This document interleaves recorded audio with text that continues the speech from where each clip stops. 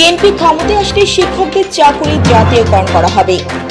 বাংলাদেশ শিক্ষক কর্মচারী ঐক্যজোট প্রেসিডেন্ট অধ্যক্ষ সেলিম ভূঁইয়া বলেছেন, সাবেক প্রেসিডেন্ট জিয়াউর রহমান শিক্ষকদের শতকরা 50% বেতন প্রদান করেন। পরে সাবেক প্রেসিডেন্ট এরশাদ শিক্ষকদের শতকরা 20% বেতন বাড়ান। সাবেক প্রধানমন্ত্রী বেগম খালেদা জিয়া আরও শতকরা 20% বেতন বৃদ্ধি করেন। শিক্ষকদের উন্নয়নে জিয়াউর রহমান ও বেগম খালেদা জিয়ার অবদান রয়েছে। অতীতে যেভাবে আপনারা সংঘবদ্ধভাবে ছিলেন, বর্তমানেও সংঘবদ্ধভাবে থাকবেন। অধ্যক্ষ সেলিম ভূঁইয়া শনিবার নাঙ্গলকোট উপজেলা পরিষদ মিলনায়তনে বাংলাদেশ শিক্ষক সমিতির নাঙ্গলকোট উপজেলা শাখার ত্রিবার্ষিক সম্মেলনে প্রধান অতিথির বক্তব্যে এসব কথা বলেন। সম্মেলন বাস্তবায়ন কমিটির আহ্বায়ক অধ্যক্ষ সালাউদ্দিন স্বপনের সভাপতিত্বে ত্রিবার্ষিক সম্মেলনে বিশেষ অতিথি ছিলেন শিক্ষক সমিতির কেন্দ্রীয় মহাসচিব মোহাম্মদ জাকির হোসেন, প্রেসিডিয়াম সদস্য আব্দুর রাজ্জাক, কুমিল্লা জেলা সভাপতি বিল্লাল হোসেন মিয়াজি।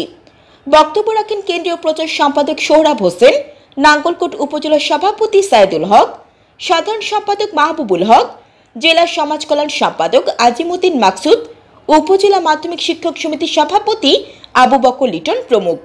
জান্নাতুল আফসানা, এননিউজ 24 টিভি। আন্দোলন সংগ্রামে লক্ষ লক্ষ টাকা খরচ করেছেন। অনেক শিক্ষক নেতা স্ত্রীর গহনা বিক্রি করে নেতৃত্ব দিয়েছে। এখন কিন্তু আপনারা একটা পর্যায়ে এসেছেন, আপনারা এখন 100% বেতন পান সরকার থেকে।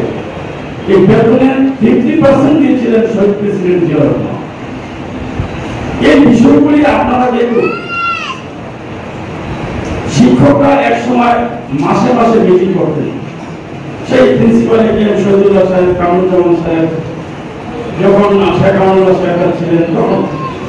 কিন্তু এখন এগুলি উঠে গেছে। এই যে মিটিংটি করে যদি আপনারা আলোচনা না করেন, ভবিষ্যৎ প্রজন্মের শিক্ষকরা যদি জানে না, তাহলে আজকে 100% বেতন পায়, কোথা থেকে আসবে? এই 50% বেতন দিয়েছেন শহীদ প্রেসিডেন্ট জিয়াউর রহমান। 1980 সালে উনি এটা বাস্তবায়ন করেছেন। আবার আপনাদের সহযোগিতায় সংসদ সদস্য নির্বাচিত হয়ে যেন আপনাদের সেবা করতে পারি, আপনাদের জন্য কাজ করতে পারি।